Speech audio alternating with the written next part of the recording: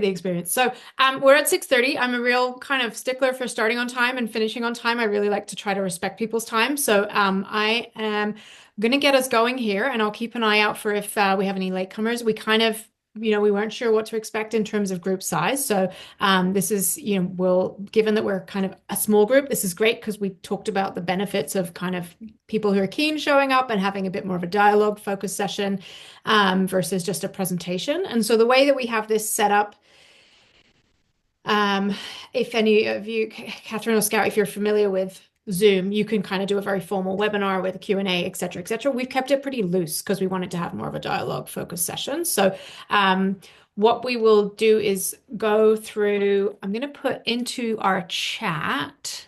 I'm going to try to put into our chat. Let me just make sure I can get to all the features here because I can't. Matthew, can I ask you a favor? Can you put the SLR, the join the conversation like homepage in the chat? Right now? That would be awesome. Thank you.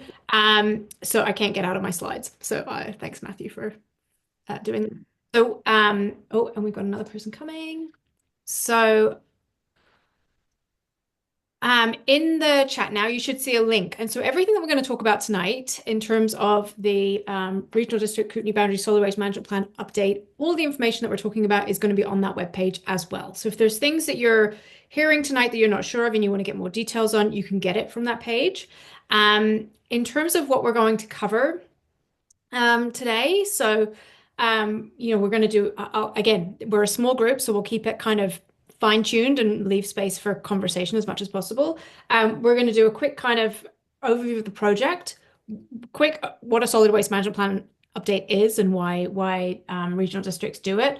The process thus far and what we've heard back from community members, we're going to go through some of the drafted principles, goals, and strategies and how and also the criteria for how those strategies are evaluated. And those are the pieces that it's kind of easy to give an overview of at a high level. And then what you'll notice at the end is that we have a survey that is live right now. So we've already done one kind of public survey. We're in a second survey round. So there's an opportunity to give more detailed feedback that we might not get to in the discussion tonight through that survey as well. So I'll kind of go through all of that and we're going to leave lots of space for questions.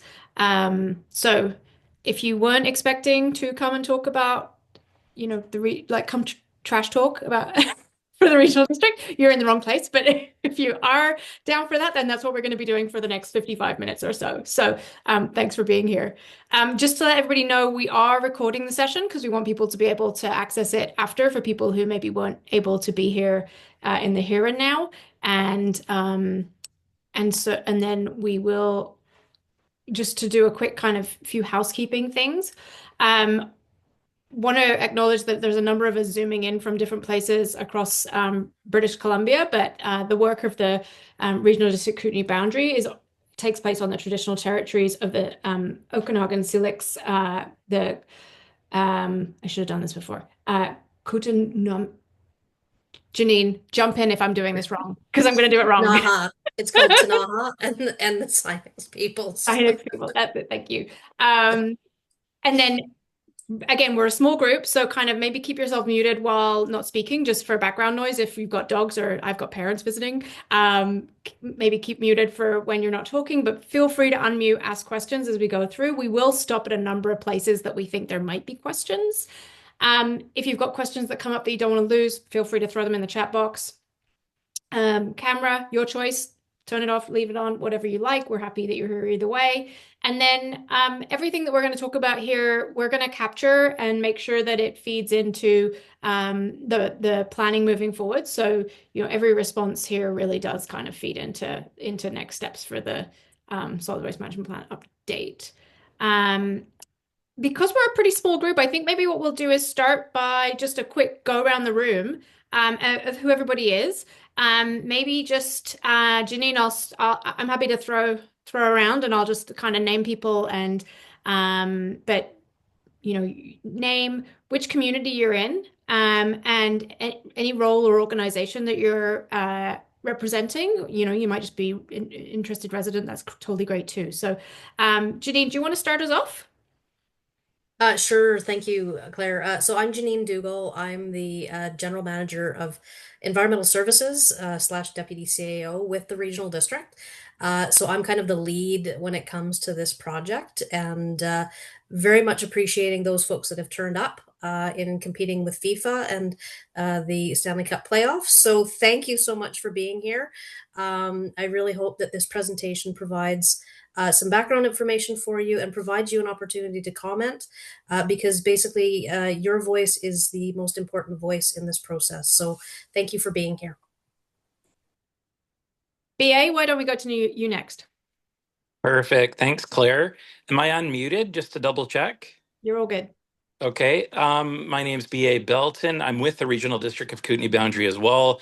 I'm in the Environmental Services Department and I serve as the Environmental Programs and Communications Coordinator.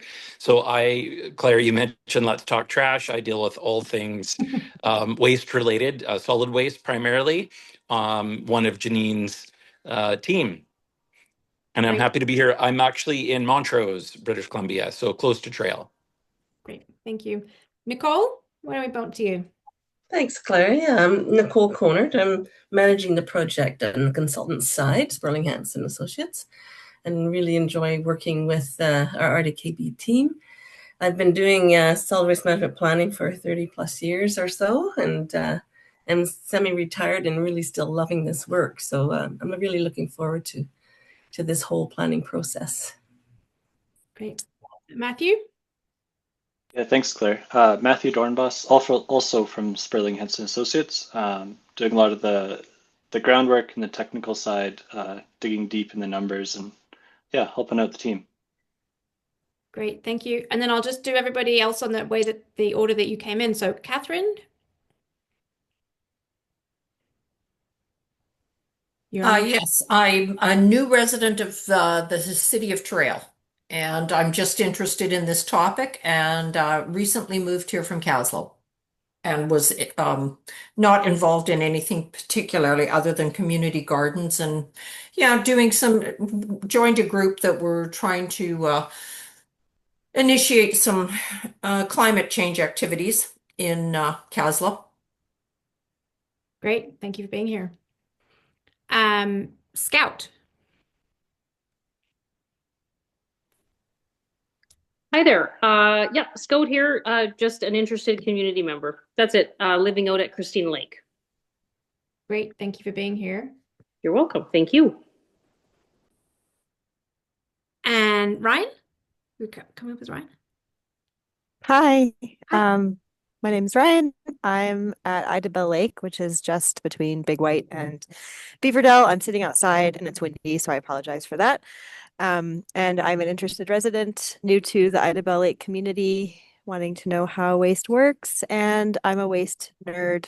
I like to talk trash as well. I think I'm in good company.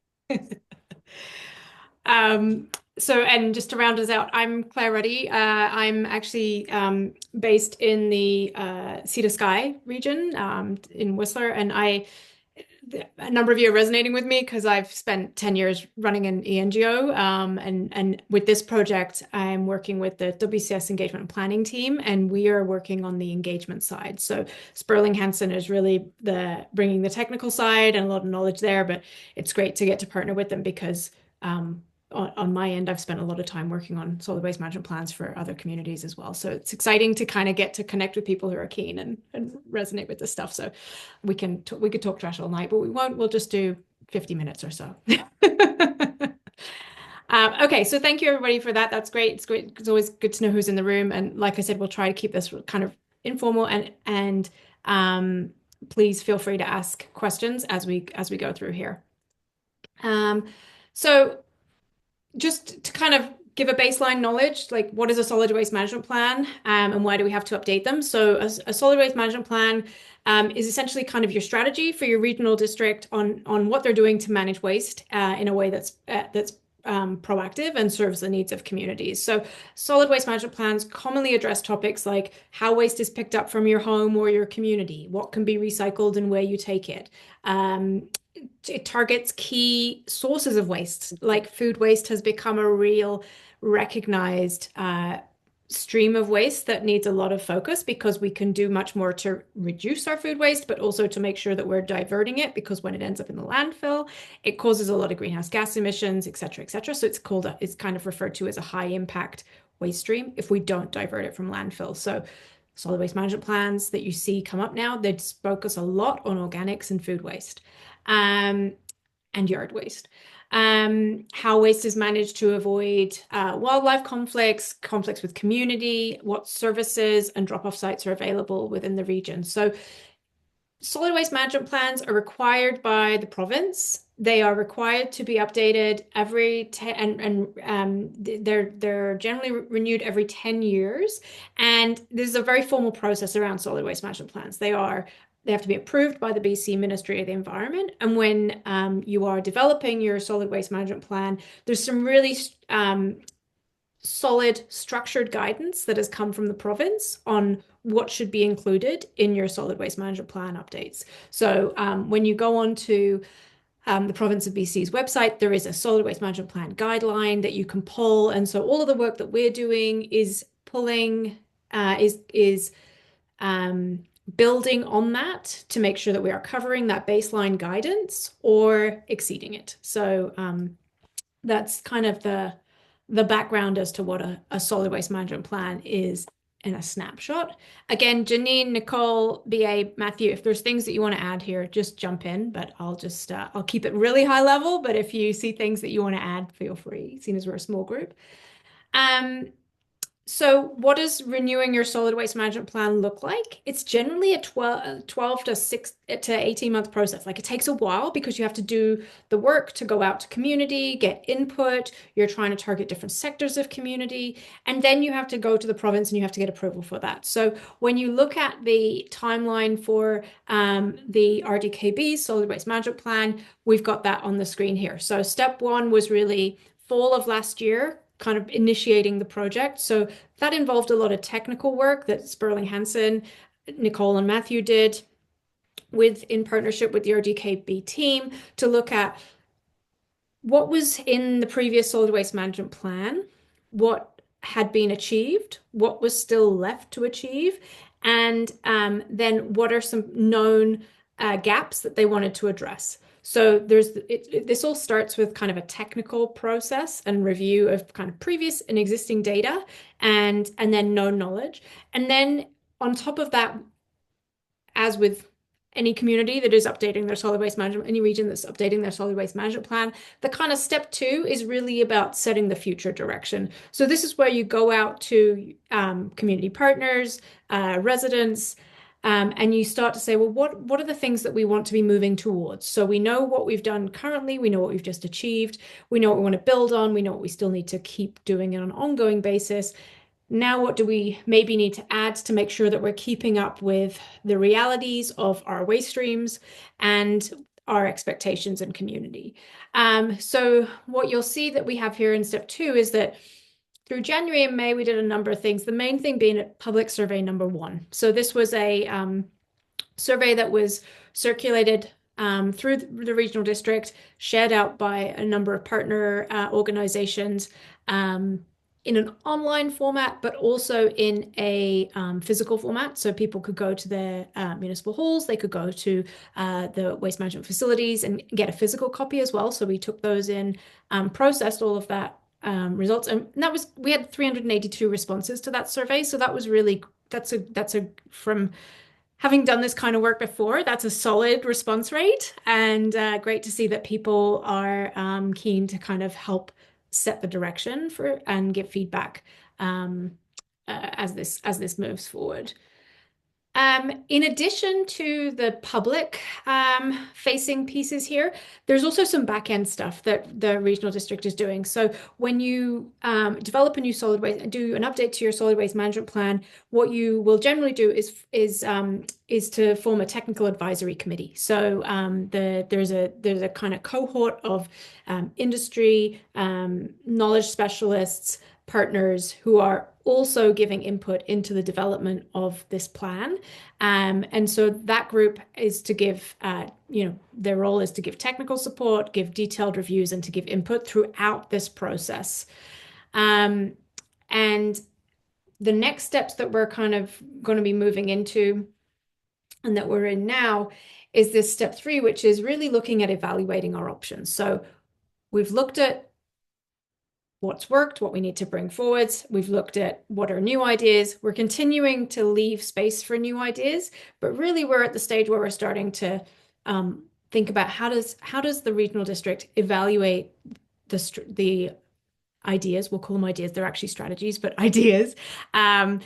And start to prioritize, because you can't do everything and you have to start prioritizing. So where we're at right now between June and August of 2026 is there's this webinar that we're on today. We have a second survey, which is live now, which goes into an overview of some of these ideas that have been submitted and trying to start prioritizing them. Sperling Hansen and the RDKB team are doing more technical work on helping to evaluate which options should be pursued. And then also there's some open houses that are in person, which I'll talk about at the end of the session, just in case any of you are nearby and able to attend. And then to round out the process in terms of the public engagement piece, the kind of final stage of this is really to share the drafted plan. So this will happen in the fall, and we will have, again, kind of the drafted plan posted online at the URL that Matthew's put into the chat. And that's an opportunity to kind of get into the nitty-gritty and give really detailed feedback on the drafted document itself. That'll be through the fall of this year, because then there needs to be a timeline to take it to the Ministry of Environment for approval. So this step 4 is, detailed out as September through April, but really it's kind of the public engagement to round it out will happen still within this calendar year, and so fall 2026 will be kind of the final stage for input. So what we've heard so far. As I said, we've had 382 people respond to survey 1, which is great. There was lots of kind of key themes that came out of that. So, 85% would support more recycling and reuse programs. That's very consistent with other communities. We all know that we want to try to maximize diversion from landfill. So, it's really important in some of these processes to have good responses that are supportive, because that can actually really help not just regional districts, but all levels of government to advocate for additional programs that support recycling and reuse. And then one thing that came out that was really specific to the region was the satisfaction with the current yard waste disposal services. So this was 47%. But one thing that I'll show on the next slide is how some of these responses we could almost predict by which community somebody was responding from, and also what type of household they lived in. So I'll talk about that a bit on the next slide. But common comments, again, pretty similar to many communities. Real support for expanding curbside recycling, soft plastics, glass, yard waste. Some of this is the way that recycling is funded can get a little bit technical. So a lot of when we see things like curbside recycling and recycling at depots, it's often because there's a funding mechanism. You'll see in this kind of bottom left comment about extended producer responsibility programs. So things like your beverage containers, those are funded through extended producer responsibility. So you pay a deposit when you buy it from the grocery store. That then funds the recycling program. So there's a desire to expand curbside recycling, and then that which is great, because that shows demand, and then that gives the regional district the opportunity to say there's more demand for this. Let's figure out how to fund it. And again, no region is by themselves in in raising those points. Real support for improving the systems relating to construction, demolition, and renovation waste diversion. Again, not a regional specific problem. That's all communities, because our housing is all getting to a stage where we're doing major renovations and replacements. Expanding services to multi-unit buildings and commercial sectors. Interest in having more reuse, repair, and circular economy-based opportunities.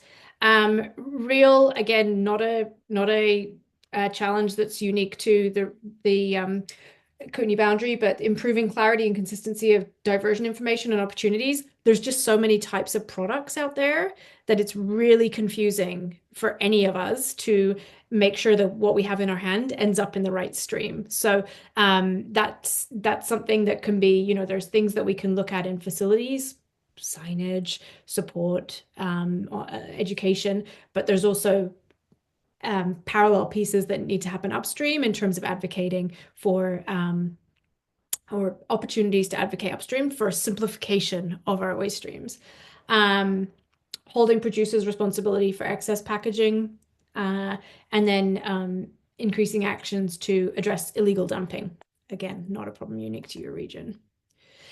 So one of the big things that we found with the satisfaction with current services, again, these satisfaction levels, so, you know, garbage collection, 80% satisfaction, recycling services, 80% satisfaction, food waste and organics, 65% were satisfied, 47% satisfied with yard waste disposal.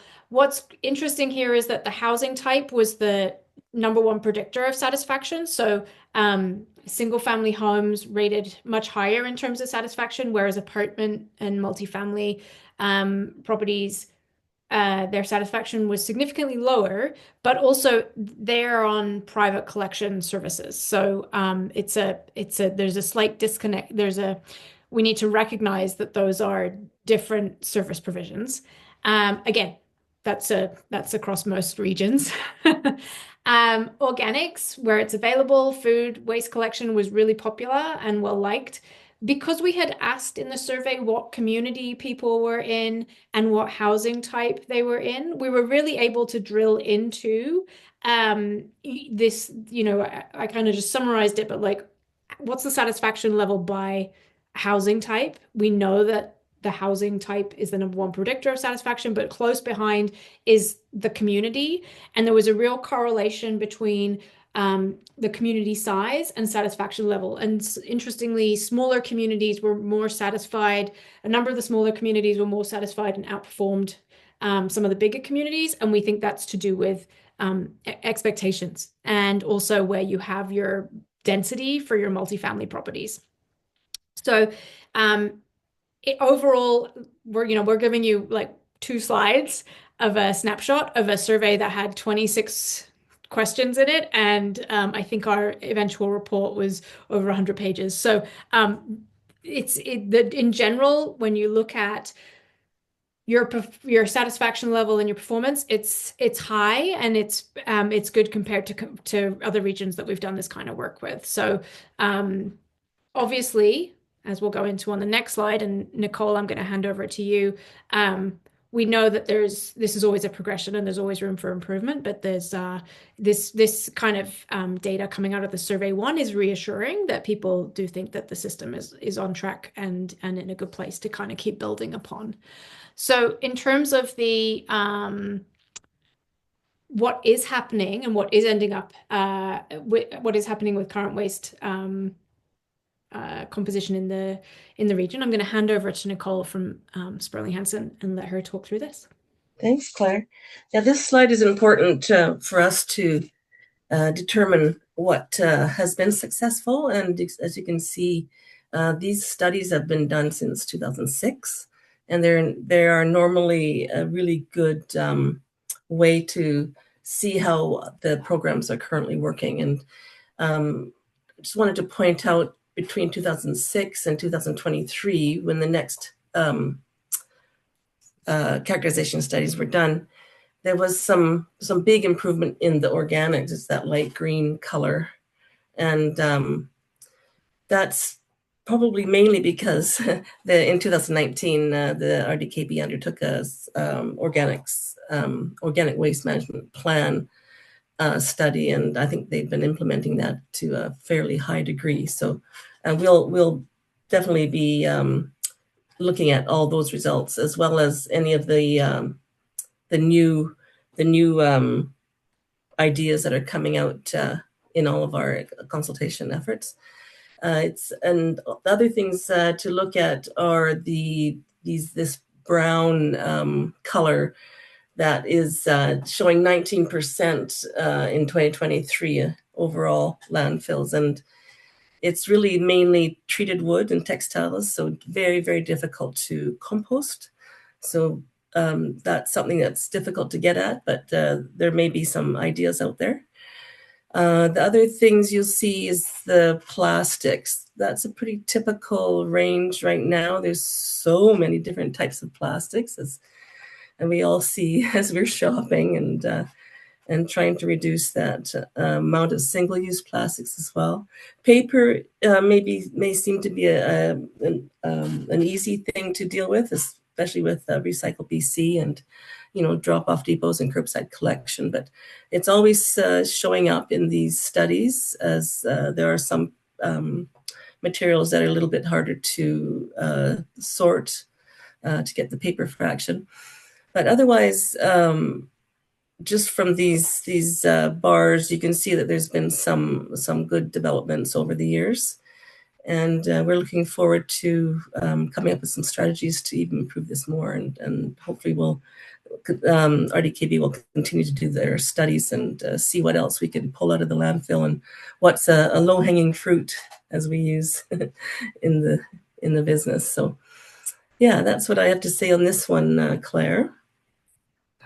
Thank you. Janine, anything to add there? I want to make sure that no pressure. Yeah, no, I just want to make sure that we address Ryan's question that is in the chat. So Ryan had asked, when you say organics, are you referring to just yard waste or yard waste and food waste?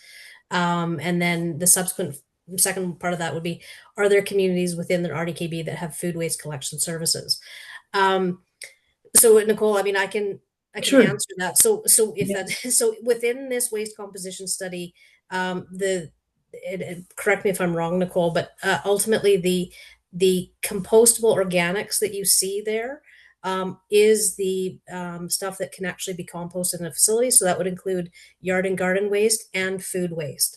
The non-compostable organics is still organic-based materials that you can't compost. That would potentially include the treated materials or stuff like that as well in that category. So that gives you an idea of that kind of sort of thing. Now, as far as food waste collection services, yes, Ryan, you're in one of the few communities that does not have food waste collection services. Basically, the Regional District of Kootenay Boundary has a curbside collection for food waste, all in the Kootenay side of our regional district, which is basically Fruitvale, Area A, Area B, all the way through to Trail, Montrose, Rossland, and Warfield. We also have that same collection system over in portions of the boundary, including Christina Lake, Grand Forks, Midway, all the way out, but does not happen yet at sort of more remote locations, including Idabel Lake or Big White. So that's the area that has yet to have those services. But one of the reasons why we haven't made that a priority at this point, especially Idabel Lake and Big White area, not because we don't care, but ultimately the waste from those communities goes to the city of Kelowna's landfill or the Glenmore landfill, and they actually have a landfill gas collection system at that facility. So as much as we don't want to throw away organics, and there is definitely a positive benefit to diverting that from landfill and producing a Class A compost, for example, that has better value, right now that material is going into a landfill that actually collects the landfill gas that's generated. So we've been focusing on other areas of our regional district where we don't have that opportunity. The 3 remaining landfills that are in our regional district do not have landfill gas collection.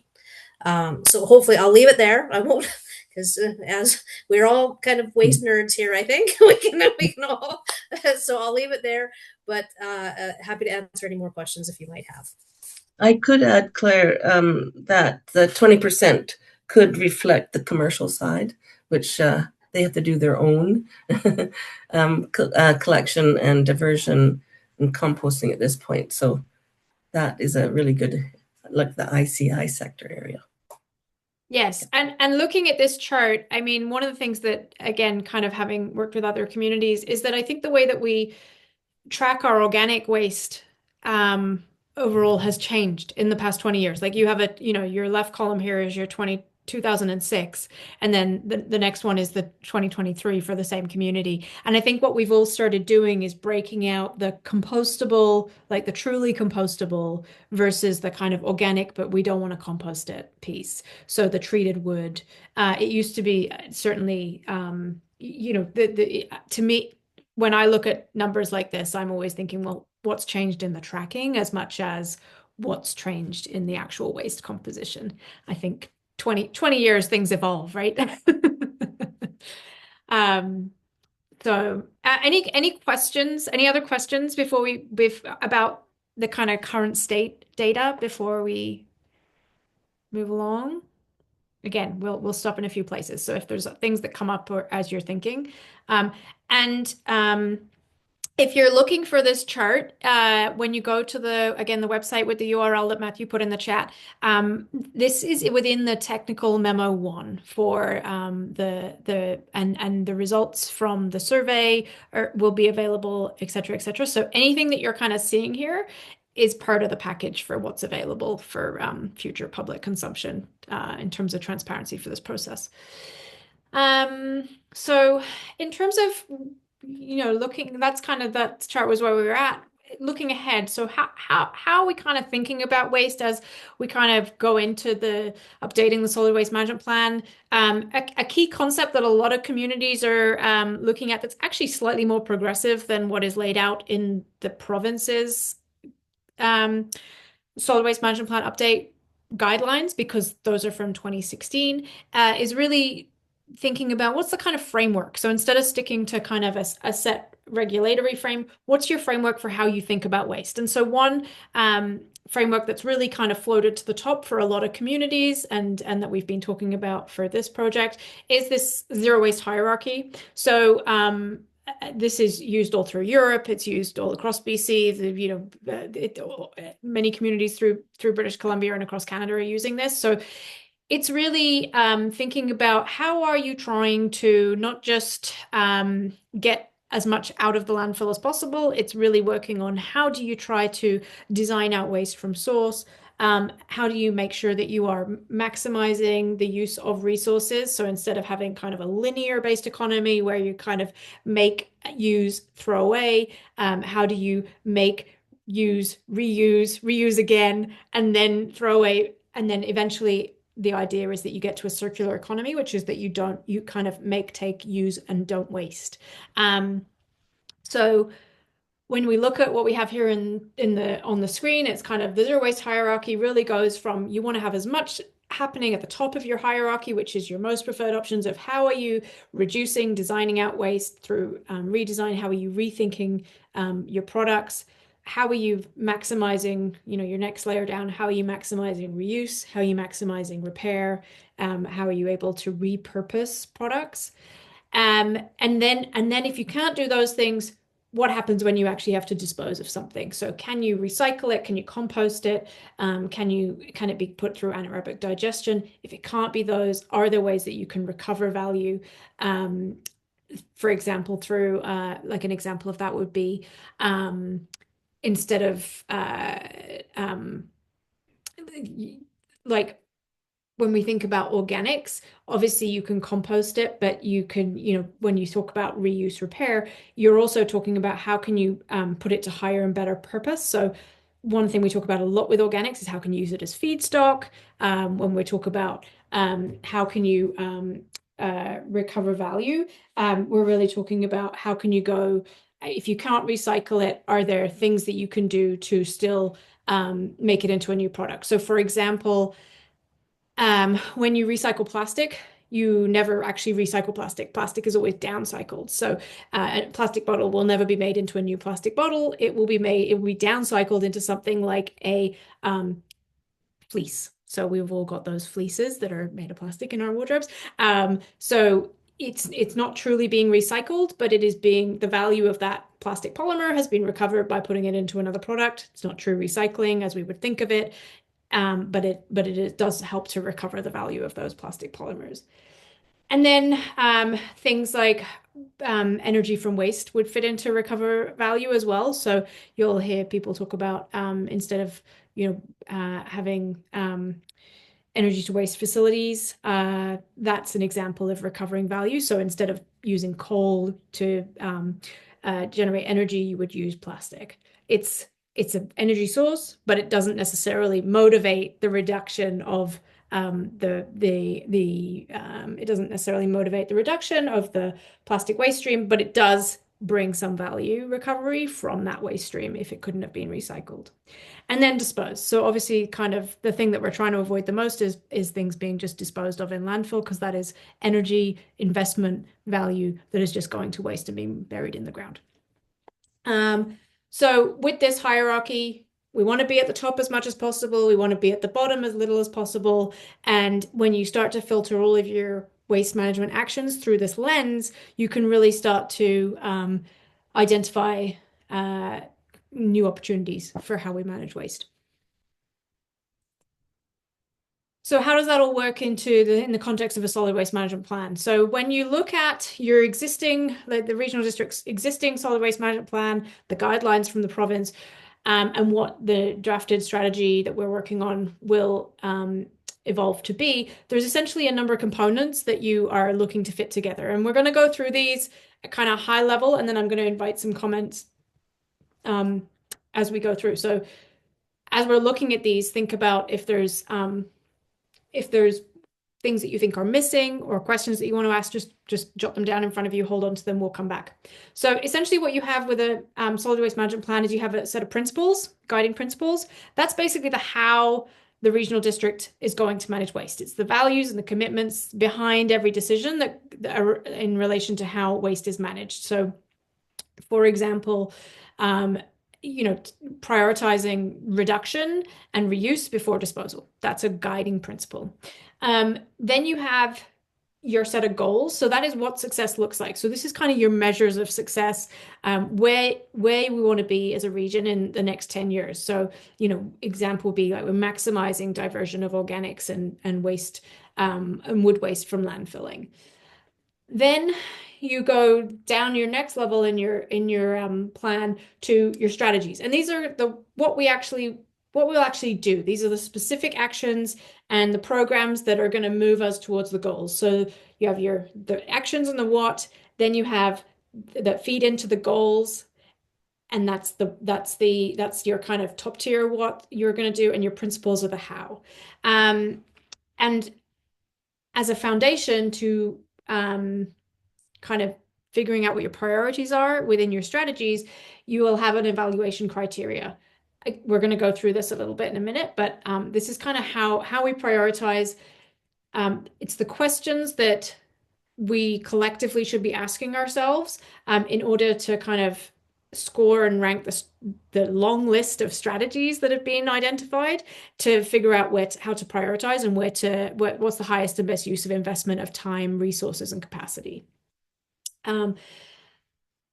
So what I'm going to do is go through first the guiding principles and the goals, and then I'm going to ask some questions and loop back. And again, we can have a bit of a dialogue. So, and I will come back to these screens. So do not worry if you don't get this the first time around, because some of these are a bit text heavy on these slides. So in terms of guiding principles, the how the region will get there. This is really the kind of values and commitments behind every decision in the plan. So, and again, these are really heavily aligned with what the province suggests as guidelines for all communities as a foundation. So, we're really talking about promoting zero waste approaches and supporting a circular economy. Guiding principle 2 that's been drafted thus far is promoting the first levels of the waste hierarchy, so reduce, reuse, recycle, that was that top level. Maximizing beneficial use of waste materials and managing residuals appropriately, that's kind of the middle of the hierarchy. Supporting polluter and user pay approaches and managing incentives to maximize behavior outcomes. This is a challenge that all communities are facing, is how do you incentivize waste reduction? And as we all know, a lot of the time the way to do that is through kind of user pay systems, and then really supporting kind of how do you manage your incentives to push for your the behavior changes that we need in terms of waste reduction and proactive management of waste. Guiding principle 5 that's been drafted is to prevent organics and recyclables from going into the garbage wherever possible. We talked about the greenhouse gas impacts and the opportunity loss to when compostables and organics aren't being processed through composting. Drafted Principle 6 is about developing collaborative partnerships with interested parties to achieve regional targets as set out in the plan. 7 is to improve the efficiency of the current solid waste management system. And 8 is to protect the environment as a foundational guiding principle throughout the plan. So those are your kind of the hows, those are direction setting questions. And then the plan goes into a kind of next level down of detail, which is the draft goals. And this is, what does success look like? And this is basically, you could read these as statements that would start with like the RDKB will increase education and awareness surrounding responsibilities for waste management, available programs and opportunities. So that would be number 1.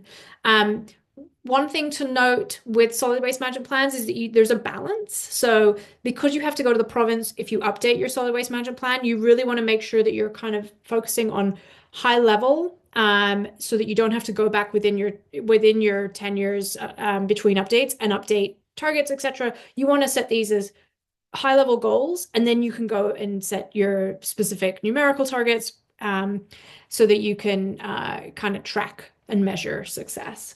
So the draft goals that, as they stand right now, based on the technical advisory committee's input, the input from Survey 1, and the review of the previous, what did I do? And the review of the previous plan, as well as the province's guidelines, are the 11 draft goals that we have outlined here. So the RDKB will, as I mentioned, I've been through number 1. Number 2 is maximize diversion of organics and wood waste from landfilling. RDKB will collaborate with local businesses and organizations to support development of diversion programs and circular economy opportunities. Minimizing greenhouse gas emissions, meet the regulatory requirements relating to facilities, collaborate and cooperate with the various levels of government to align policies, procedures, and bylaws, utilizing polluter and user pay principles, continuing to improve operational efficiencies in the waste management system throughout the region, supporting programs to minimize wildlife conflict and illegal dumping, expand and support waste reduction, reuse, and recycling, and wherever possible, consider emerging technologies related to energy recovery and the beneficial use of waste. So that's a lot of words, a lot of content. And I will flag that on our last slide, because we have the survey 2 for this engagement is currently online. If you want to give really detailed feedback, the QR code to get you straight to that survey is on the last slide. Also, the link that Matthew put into the chat to the RDKB website also will get you to the survey. You can absolutely give as much detailed feedback as you want through the survey, or and we can kind of discuss here too. But really, what we're asking in the survey in relation to the guiding principles and the goals are these questions. So for the guiding principles, number 1, are there any guiding principles? Do the guiding principles reflect what you see as the region's values? And is there anything missing? And then in the survey, we're asking, in relation to goals, which 2 or 3 goals feel the most important to you or your community. So we've got time here. We'd love to get your guys' thoughts on, can't see this bit of my screen. Here we go.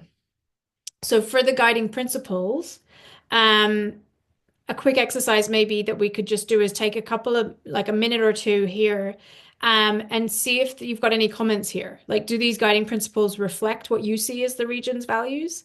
Is there anything that you see that is missing? And again, this is an open invitation because the survey exists. So if you look at these after, if you want to go into the survey and look at these in more detail, you absolutely can and give more detailed feedback. But really interested as to whether these feel like a good fit.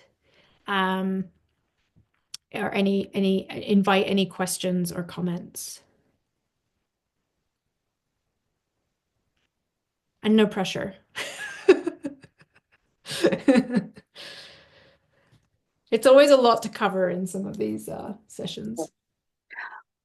I'll just provide a quick comment. This is Scout speaking. I was pleased to like when I finished the survey, and then I was pleased to see that programs like Fire Smart were being considered. So that would probably be like with number 6 guiding principle.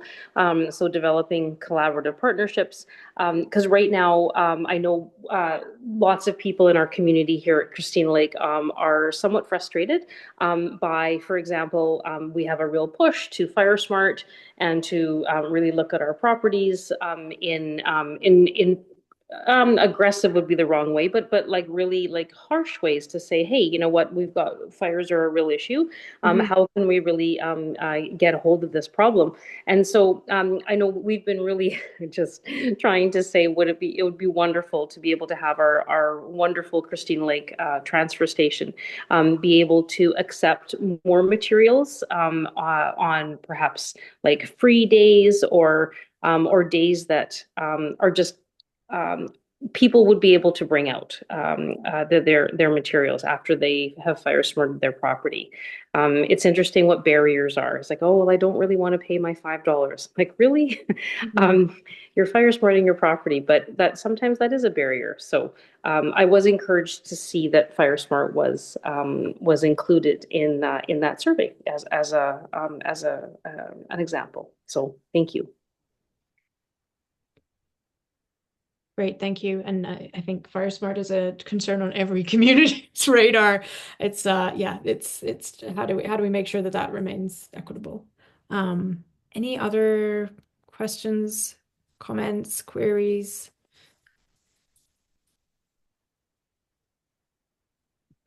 Okay.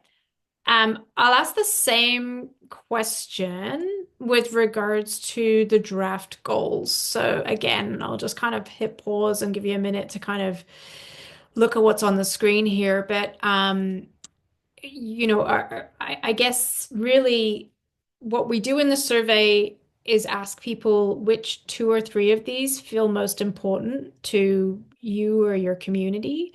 You can flag that now. You can also just pop the number of the goal in the chat.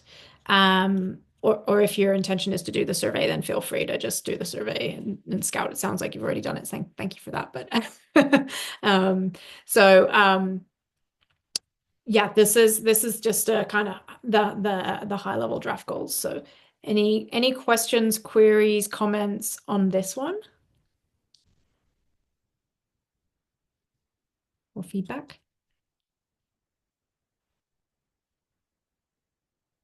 Okay. Catherine and Ryan, have you guys done the survey? It sounds like Scout has. Have you guys done the survey? And is your intention to do the survey? Yes, I completed it. Okay, brilliant. Great. And Ryan? I completed the first round and I'm planning on doing the second. I haven't done it yet. Okay, cool. Then we're just gonna fly through these. So I'm gonna let you. That's great because you never know who's coming and whether they're gonna take the time to do it. So so you guys will cover these. So I'll just go through then into the evaluation criteria. So essentially what happens when we update the solid waste management plans is that there's a long list of strategies that comes out. So this is where all the ideas get coalesced into a big long list and grouped by theme. And obviously, so for from that feedback from the 380 respondents thus far in survey one, plus the bringing forward from the previous plan, plus the technical advisory committee, currently there's a long list of 70 plus strategies that are have been identified as future actions for the regional district. Obviously, the district can't do everything.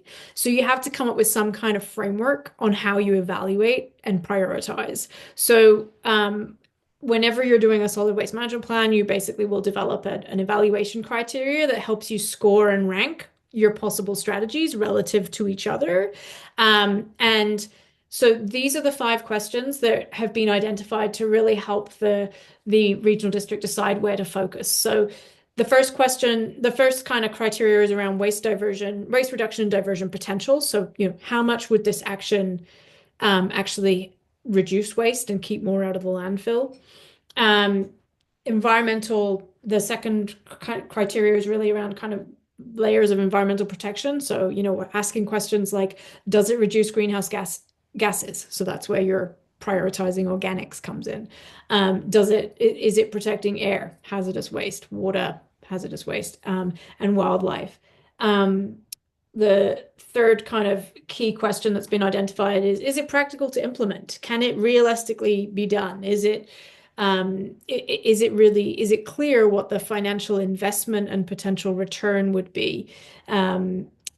Is there community support is question 4 that we've identified. Will community members get behind it? Do we think that the system is easy to use correctly? Could it support local jobs? Really kind of trying to frame out what's the potential community support. And then, as with all of these, what is within and what is not within the regional district's control? So is this something that the regional district has the authority to do? Is this an action that the regional district can do themselves? And just because they can't do it themselves doesn't necessarily mean they shouldn't do it, but maybe it becomes a point of advocacy and part of a collective effort to try to gain more momentum from the province or from the federal government levels, which is, for example, where your extended producer responsibility program expansions come in. No regional district is doing that by themselves. That is a broader effort that takes multiple communities asking for those program expansions. So our kind of third question that we ask in the survey is really about, like, are these the right criteria? Do you support these as the criteria? Is there anything that is missing from the list?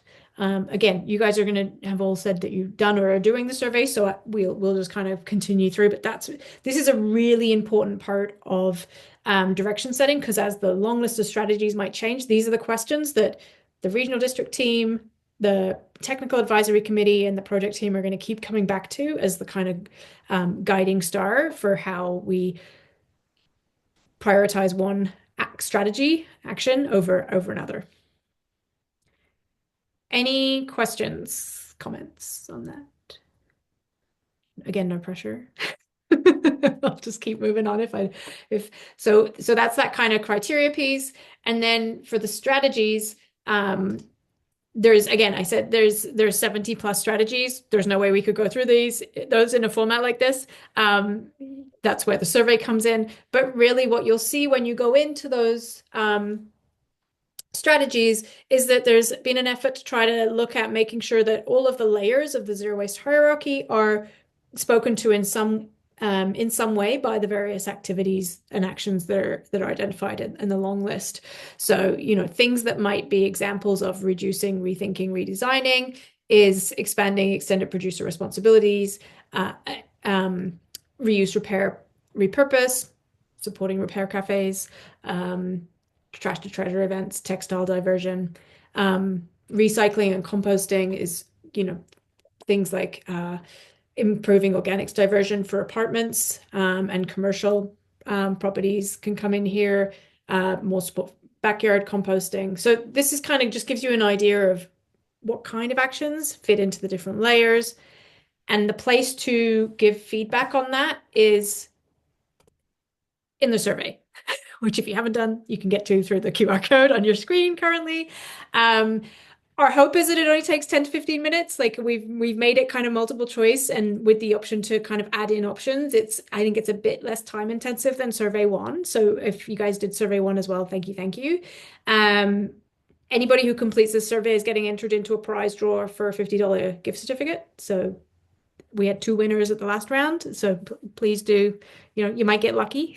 And also this survey is running up until June 19th. So if there are other people that you know that you think should be responding to this, please do send it along to them. Again, that link that Matthew put into the chat, it's all on that webpage. So please do feel free to share this through your networks, through your friend groups, through people that you think you might want to be interested in doing this survey. And it's pretty high impact. Like your 10 minutes here is really an opportunity to help shape what the regional district does in relation to waste for up to the next 10 years. So it's got the potential to be a great use of time. And I'll kind of open up the floor to Nicole and Janine and BA to kind of add any kind of closing comments here for us. But the other thing that we should mention as an opportunity to input is if any of you guys so we have a number of in-person events happening between the 15th and the 19th. And the regional district staff are going to be at these events to kind of connect and talk to as well. So maybe what we'll do, rather than me just read this off, I'll pull it into the chat. I can't see the chat, but I'll pull it into the chat. So Matthew, can you pull it into the chat off the website with the open house times, with the times and the locations? Thank you. Sorry, I thought I'd be able to see the chat. I can't see the chat. It's fine. Janine, Nicole, any other comments that you want to make to round us out here? I think go ahead, Nicole. Go ahead, I'll finish off. Go ahead. I just really appreciate you three coming out and listening to this presentation, and thanks, Claire, for your work and everything you've done and elaborated on is perfect. And I really look forward to seeing more consultation in the next number of months. Thank you. Yeah, and I'll just say, please spread the word. You find folks that have been here tonight. We really appreciate your time and value your time here, but please spread the word. I would love to hit 400 people filling in the surveys in this round 2. This is a hugely important, as Claire has indicated, it's really important for us to hear from people. Certainly there's, regional district staff and Sperling Hansen and Claire. We have, a lot of solid waste experience under our belts and history with solid waste, but it's the community, what the communities want is where the direction needs to go. And so please, please, please get your friends to fill out the survey. It's not that difficult, we promise. Because it's just really important that we hear everyone's voices as best we can. So thank you for coming and being interested in solid waste. It's not glamorous, but it is very expensive, and it actually has a significant impact on our lives and the environment. So thank you for that. Thank you, Janine. And Claire, I'd just like to add, well done. It was a very, very good overview of, solid waste management planning processes are not a basic, easy sort of a thing. And obviously you have lots of experience, and which is wonderful to be able to cover what you did. And for us too, it's a fairly fresh new process because it has been quite a few years since we have done these updates, but it's exciting. And like Janine mentioned, we want all of the community members to be involved as much as possible. We'll go through it together essentially. Yep. Thank you. And actually to that point, we did quite a lot of work to try to figure out how to tap into networks and groups within the region to circulate things like surveys. But Ryan, Scout, Catherine, if you have ideas on how we should make sure that we, please, again, in the survey, there's open space for additional suggestions at the end. If there's networks that you're like, make sure you guys are connecting with these, please do pop them in there. Where, as Janine and BA said, there's a real appetite here to make sure that the input from community is as broad as it can possibly be, and that as many people get exposure to this. So, yeah, open to ideas and feedback, as you see. Okay, so we're at 7:30 on the dot. Like I said, I'm a stickler for time, and really appreciate everybody taking the time this evening, and want to kind of respect your time. So I'm happy to stay on for a couple of minutes if people want to, but and open to any kind of further discussion. But I want to kind of close out the formal session so that we let everybody go who wants to go. So thank you everyone for your time. Thank you very much for being here. Appreciate your time. Thanks, guys. Thanks, Scout. Thank you so much. I really appreciate this. Oh, that's good. Thank you. It's good to get a chance to kind of put faces behind efforts, right? And connect with people. If I have questions, like I have lots of waste questions, but they're like general and maybe outside the scope of a solid waste management plan. Who would like, can I take someone for coffee or like meet up at Rock? I don't know where. Look at BA volunteering himself. Or a Zoom call. I'm happy. I do a lot of remote working. But I would love to chat with some, like, to learn more about waste in the region. And Absolutely. Excellent, Ryan. So basically, that's what we're here for in the regional district. Like, we're a very rural regional district in total. We have a lot of landmass, but we only have plus or minus 34,000 people. But we want to help everybody in the regional district to do what they can, regardless of where they live. Idaho Lake obviously is very rural. It's close to Kelowna, Big White, but we cover the entire regional district. We're doing a big community cleanup program at Big White in June. But if you have any specific questions and you do want to talk a little bit more in depth, feel free to either give us a call or you can email as well. I think the best avenue for any of those contact numbers is to click on that join the conversation link, and you'll see my picture, Janine's picture, and another one of our team members, and our emails and phone numbers are right there. So feel free to drop an email and just say, hey, we chatted with you on the Zoom meeting. I just want to follow up with asking about what do I do with my apples or something, right? So anything. And yeah, as Janine knows, we love talking trash. It's we could go all day long. Yeah, yeah. Exactly on it. It's good spirits. Yeah. And Ryan, if you lose the link, it's just the regional district's homepage. And actually, right now, because the solid waste management plan is underway, it's kind of one of the top hit links, so you can find it really easy. Just by going, yeah, exactly, rdkb.com, yeah. And then you kind of find your way to the join. There's a million different ways to get to those places. Yeah, I not think only I on our found website, several but ways. I'm like, how did I end up here? Okay, yeah, well, I'm here. Yeah, exactly. Awesome. Thank you. Okay. Thank you. Thanks, everyone. I think we're a wrap. Yeah. Thank you so much for taking the time to do this. This is great. You bet. I will tell all my friends. Have a good evening. Send them the video recording. I will. There you go. Have a you. great evening, everybody. Thank you. Bye, everyone. Take care. Take care, everyone. Bye.